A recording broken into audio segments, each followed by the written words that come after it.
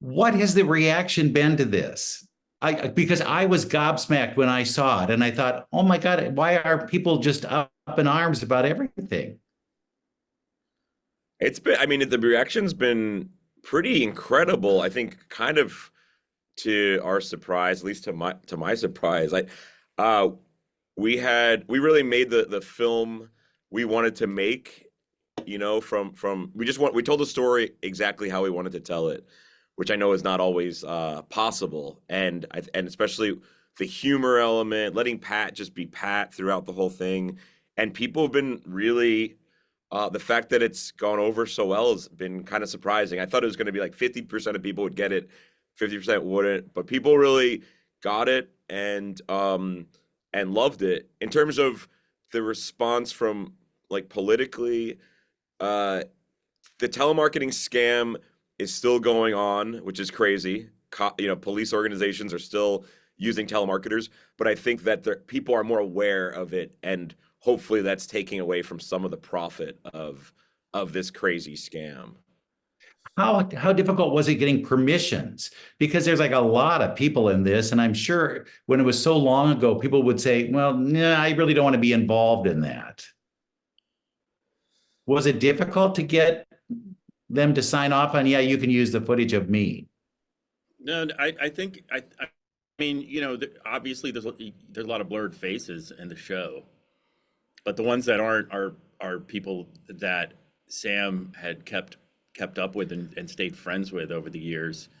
And the fact is that, like, if I had done this documentary by myself, I would not have been able to get all those people on camera or to agree to be in it, because Sam had these friendships that he'd maintained over the years with all these telemarketers. He was able to, and it was because he's also coming from an authentic place as one of them and not like an outsider. I also wondered when you actually started doing this, was it just fooling around and you said, "Oh yeah, yeah, we're going to do it. We're going to crack this thing open and we're going to just tell everybody." Or was it really we are doing this? I think it was we knew we wanted to do it, but I don't think we had any idea what that really meant or if it would ever happen. Like, we took it totally seriously when we were in the investigation in those early days, and we dreamed. There's actually footage that didn't make it into the edit of Pat and I saying our dream would be to get this on HBO one day. But did we really think that it was going to get on HBO or end up anywhere other than YouTube or something? I mean, I know I didn't really, it was just such a big concept of how do you do something like that. But we were just so passionate that we just like, all right, we're just going to shoot this. And yeah, the dream, huge idea would be, oh, maybe we could get it on HBO, which we didn't even know what that meant. I mean, I didn't even know what a director was when we started filming there. But we were just, the passion of wanting to tell the story and trying to reveal the scam just kept us going and filming, and here we are now. How many years was it that when you first started filming? So the earliest footage in the documentary is actually, I think, the year 2000. So I Oh, was wow. like 13 years old, and there's some shots of me in there as a kid, as a teenager. And but then when I was, I think, I don't know, that some of the earlier office footage was, maybe 2001, 2002, and that was stuff that Big Ed had filmed in the office. But I mean, we're going back, I mean, 24 years on that footage. This is like the movie Boyhood, where you like go through all these generations, right? Where Yeah. did where did you keep all of that footage? I mean, is it like in a drawer and then you say, all right, someday we're coming back to this? Well, I'm gonna say, like, I'm diagnosed OCD, so I'll come out about that. No problem. I say it all the time. Sometimes mental illness can be used for a good thing, and OCD, I was in.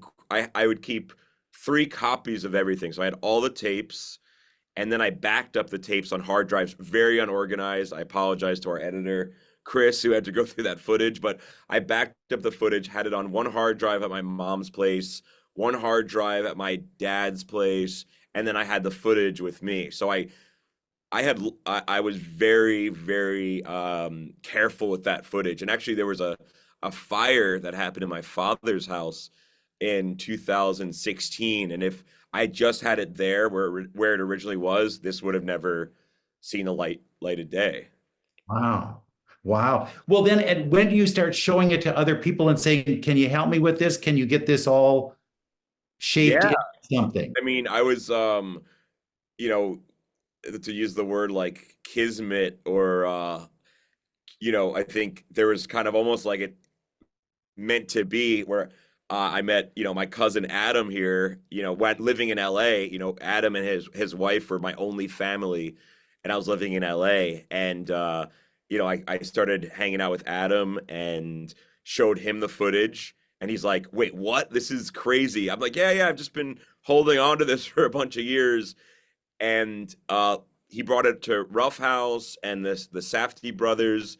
We developed this thing, and here we are. So it all really, I feel like there's some kind of a karmic energy behind this documentary. So many people were screwed over in this scam from cancer victims and veterans that we used to call on behalf of to the callers, to the police organizations. I mean, there was just so many victims that I feel like this story wanted to be told. Would you agree Well, with that? Like, Yeah, yeah. absolutely. Yeah. and when you saw that footage and you saw what they had done, what did you think? I mean, I thought it was like an unruly mess, but that there was some real gold within it. And it needed like, someone to go through it and kind of craft a narrative out of all the madness. I mean, I think the biggest part of the job was really because he had shot so much. And I mean, we're talking like thousands of hours of footage. So I think, figuring out what the narrative structure was took a long time. We developed the project for 13 months before we even brought it to HBO. So that Did you was, get excited though as a filmmaker and go, "Oh my God, this is like the best. This is really," oh, or did you absolutely. say, I think that the first, the scenes that of Pat, that we first, that I was able to first show, McBride and then the Safdies were the ones that got everybody excited and got everybody on board because Pat was such an amazing character. Like he really like just jumped off the screen as one of these like once in a lifetime documentary subjects. And as filmmakers, me and McBride and Josh and Benny are all like, narrative filmmakers also. We we right away recognized that Pat was one in a million, and that we could craft this story around him as the hero. there's a mention of Michael Moore in the course of this. 3 times, yeah. And I thought he is Michael Moore. He is doing what Michael Moore did on his Well, thing, yeah, but he he wasn't didn't know any better. tracking it. What'd Yeah, you say? well, he didn't know what to do. Like when we basically were like, "Hey, Pat," and even early on with Sam, like, "Hey, we're gonna make a documentary." Pat didn't know how to make a documentary, so he was like, "Well, I'll just do what Michael Moore does." Our biggest inspirations early on were Michael Moore and Sacha Baron Cohen and the Ali G show. So if you look at the early interviews, we literally copied and drew out how did Sacha Baron Cohen, how did Ali G conduct his interviews? How were they shot? Because those are our examples. And for me, I looked at the things and I thought I would have that fear thing, where you have that fear like running up your back, like, oh my God, they are going to do something to us because we shouldn't be asking these kind of questions. Yeah, well, I think at least I think Pat and I are both crazy, not in a bad way, but I'm a graffiti writer. I grew up doing graffiti. I mean, Pat's someone who's lived on the edge for his entire life, in a way, and edge of society. And I think we always used that, I guess, to the benefit of the film, where we're just like, we don't have anything to lose, so sorry for cursing, but let's go interview the PBA. Let's go, and once Adam came on board for episode 3 and to develop the entire project, and we started shooting, he had the same attitude and the same mindset. Not that we have nothing to lose, but it was just like, we got to tell the story, and we're not going to let our fear dictate what we're going to do. And sometimes that was scary. There was a couple of moments that absolutely I had that fear going up my spine. I mean, when we did walked into the we walked into the police convention in Philadelphia to interview some of the Fraternal Order of Police, and it's us, a couple, some filmmakers, but like, childhood graffiti writers and stoners and people that have kind of shouldn't be walking into a hotel with 1,000 police presidents. I mean, it was scary. I mean, it got a little hairy, but it was beautiful in the fact that we didn't belong there in a way. Does this make you want to do more films, or do you say, I've said my piece, I'm done, I don't need to do this anymore? No, well, I think that there's more to be told with this story, and I think we have more to say for sure.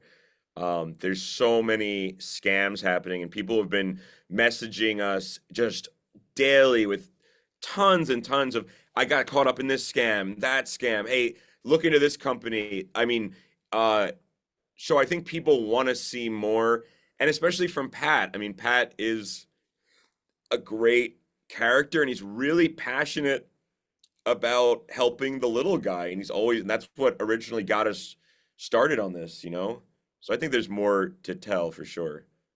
Now there seems to be a scam, and it seems to hit older people all the time. But it's like, this is the CIA.